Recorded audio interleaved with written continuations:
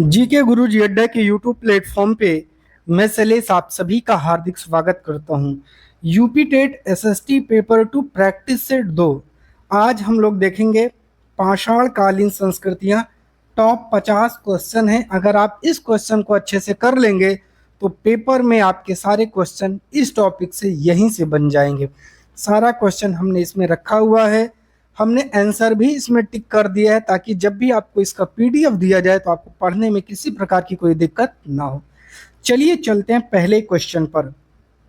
भारत में पुरापाषाण संस्कृति के प्रथम साक्ष्य किस घाटी से मिले हैं? तो सोहन घाटी से मिले हैं। भीमबेटका किस राज्य में स्थित है? तो भीमबेटका मध्य प्रदेश राज्य में स्थित है। भीमबेटका की खोज किसने की थी? वीएस वाकणकर ने किया था, याद रखिएगा।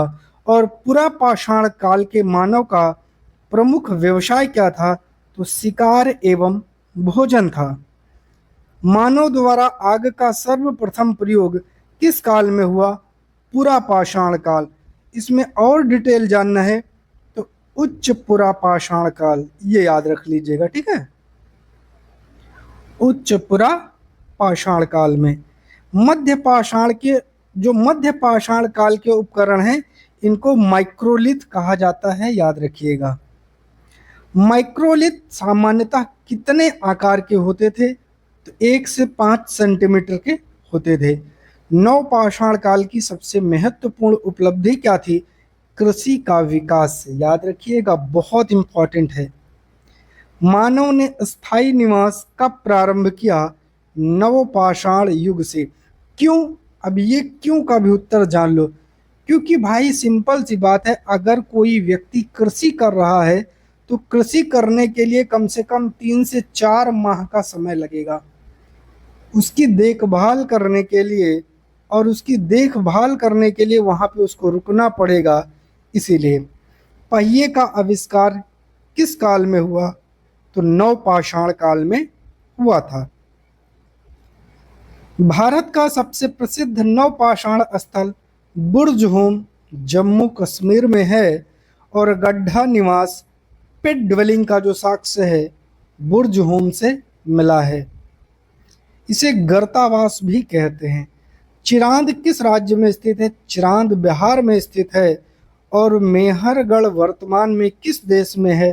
तो ये पाकिस्तान में पड़ता है, याद रखिएगा।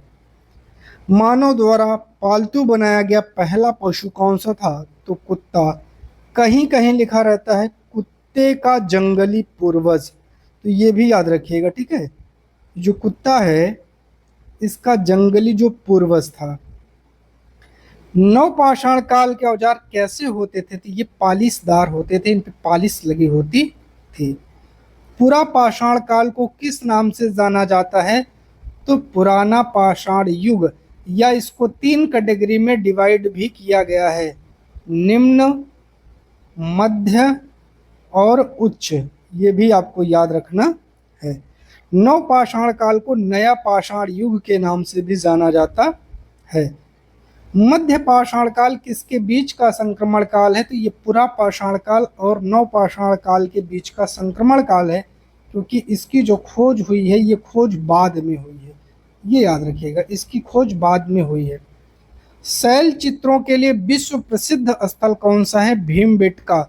यहाँ गुफा में बहुत अच्छी चित्रकारी मिली है। बेलन घाटी किस राज्य में स्थित है? तो उत्तर प्रदेश में स्थित है। और आदमगढ़ ये मध्य प्रदेश में स्थित है, याद रखिएगा।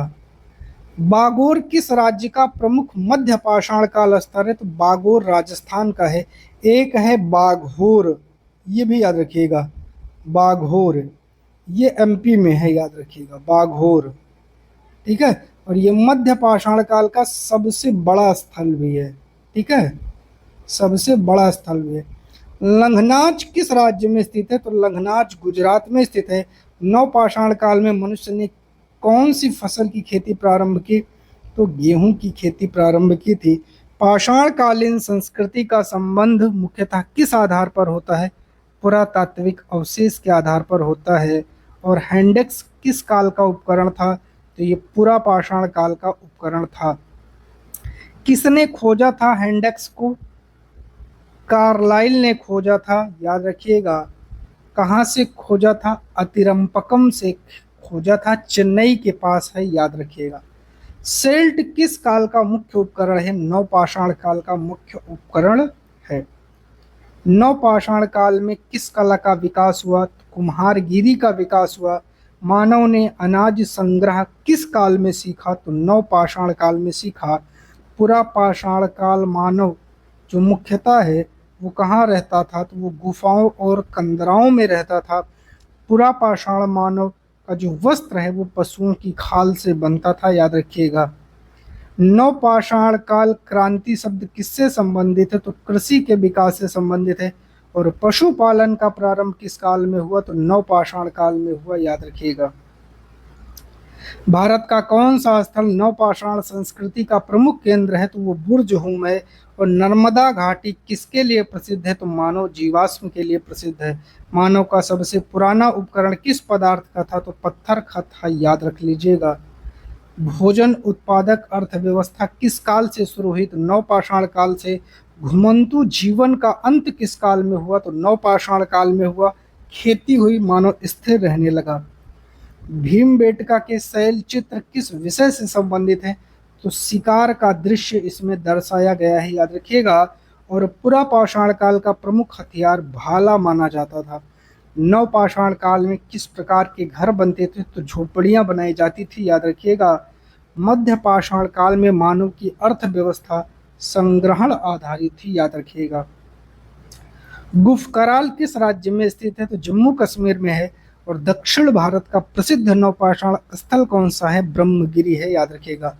गिदलूर भी दक्षिण भारत का ही है। गिदलूर भी पूछ लेता है, याद रखिएगा, ठीक है। पाषाणकालीन मानव किसकी पूजा करता था? तो वो प्राकृतिक शक्तियों की पूजा करता था, जैसे वृक्षों की, ठीक है, जानवरों की, नदियों की। शैल चित्र बनाने के लिए किस रंग का सर्वाधिक प्रयोग हुआ है? लाल गेरू रंग का सबसे ज्यादा प्रयोग हुआ है। भारत में पुरापाषाण स्थलों की अधिकता किस क्षेत्र में पाई गई है? तो दक्कन के पठार में।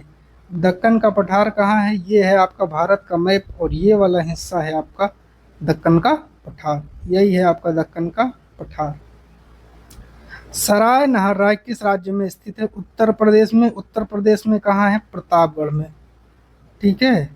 प्रतापगढ़ में 3 है, सराय नहरराय है, दमदम है और मेहदहा है, ठीक है। मेहदहा पुरा स्थल किस काल से संबंधित है? मध्य पाषाण काल से। कहाँ है? यूपी में है। यूपी में कहाँ है? प्रतापगढ़, याद रख लीजिएगा, ठीक है। चलिए, ये थे आपके टॉप 50 क्वेश्चन। तो आप लोगों ने टॉप 50 क्वेश्चन कर लिया है। अगर आपको किसी प्रकार का कोई डाउट हो तो आप लोग कमेंट करिए, ठीक है। कमेंट करिए, आपको इसका सुझाव दिया जाएगा। कोई भी समस्या हो, उसका समाधान चाहिए तो आप लोग ज़रूर बताइएगा।